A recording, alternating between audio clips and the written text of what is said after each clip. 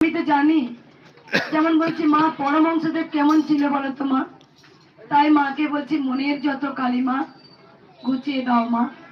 কেন তোমায় চিনেও চিনতে পারছি না মা, কেন? আমি জানি তোমার জায়গা তুমি ঠিক করে নেবে, মন্দির তো হবে আমি জানি, কিন্তু দেখো রাম মন্দির কি নিজে থেকে হয়ে গিয়েছিল?